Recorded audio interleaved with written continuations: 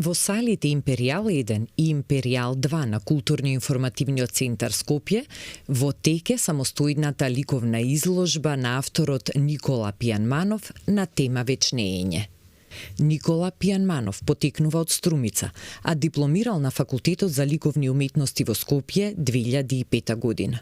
Учествувал на повеќе групни изложби, а автор е и на голем број самостојни изложби, како и на животописи во повеќе македонски цркви. Делата од неговиот најнов творечки циклус, кои што веќе беа изложени во светски уметнички центри, сега се конечно достапни и за домашната јавност. Доколку денес на ова мало парче земја наречено Македонија, ликовната уметност сака нешто да каже, тоа дефинитивно го прави преку оваа изложба на Никола Пијанманов, вели рецензентот доктор Емил Нијами. Она што навистина воодушевува во неговото поново творештво е тоа што е апсолутно очигледно дека Никола не слика, туку го живее сликањето. За него сликањето не е само процес, туку и начин на живеење, начин на размислување, приближување и оддалечување, нешто во кое што тој не само што ги предава нештата, ами се предава и самиот себе си, односно и тој станува дел од сопствената уметност. Јас пред се морам да кажам дека сум возбуден дека изложувам во двата салони на Културно-информативниот центар. Уште од дете се сеќавам кога во средното уметничко доаѓавме, овде ги гледавме изложбите со професорот Ангеле Гавровски. Ми беше предизвик некогаш да имам изложба овде и ете се случи тоа. Последниве 3 години јас патував, бев на резиденцијален престој во Париз, работев таму во Сите des Arts, дел од сликите се изложени вечерва и овде, дел од платната кои беа летово во Њујорк во изложбата во центарот, културниот центар македонски, исто се изложени овде. Некој екстрат направив од сите тие истражувања кои ги работев периодот и заедно со Емил Шулајковски кој е одговорен за поставката и е куратор на изложбата и рецензентот Емил Нијами кој го пишуваше текстот во каталогот.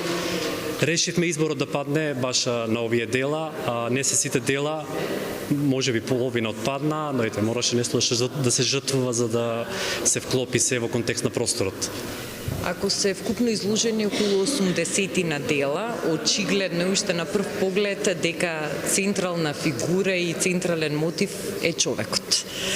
Што всушност пренесуваат сите овие слики што ги гледаме тука, каде што го гледаме човекот во најразлични форми и каде што доаѓа до израз и неговата нежност и кршливост, но и силата која носи секој човек во себе. Одлично прашање и забелешки и убаво сте го приметиле тоа. Еце хомо е присутен овде, ете го човекот.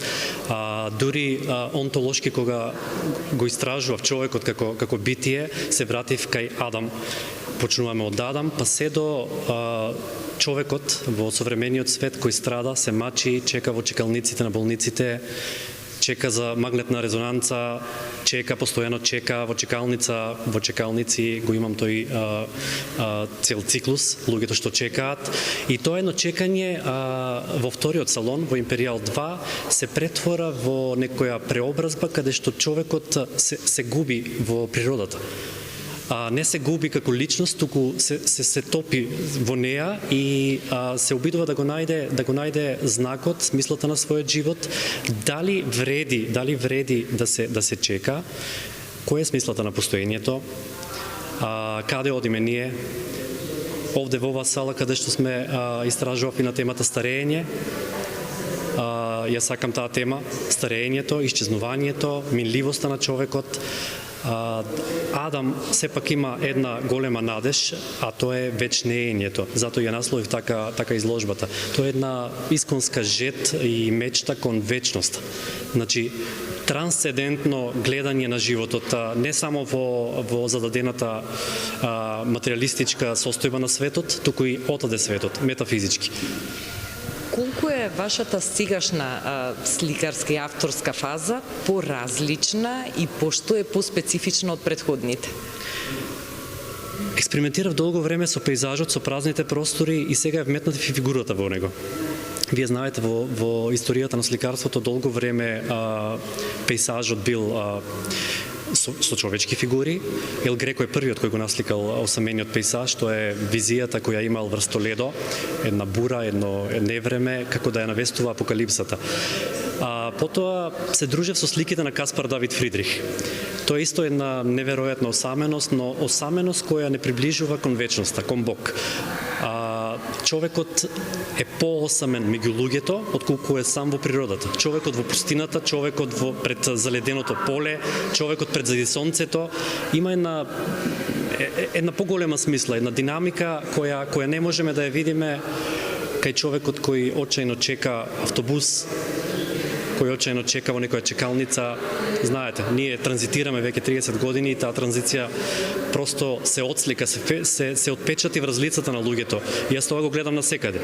И затоа на прв поглед, посебно во оваа сала, поголемата сала, ќе видите страдање на лицата.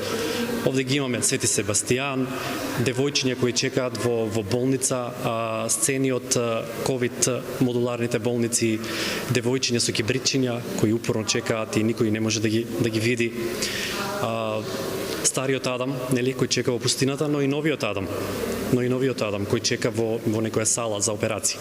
Ете така.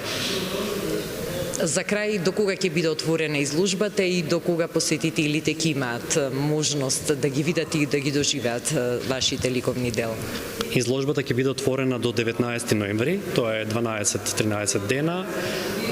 Галеријата е отворена од 8 наутро до 8 навечер. Има прекрасна локација, фреквентно е местото, се надевам дека ќе има посетители. Се радувам дека овде во фоајето ќе има неколку значајни книжевни настани. Ете ја најавија на 13 ноември портретот со Владо Урошевик, па после ќе има и промоција со новата книга на Сергеј Андреевски, така да мислам дека ќе живее изложбата и ќе има публика.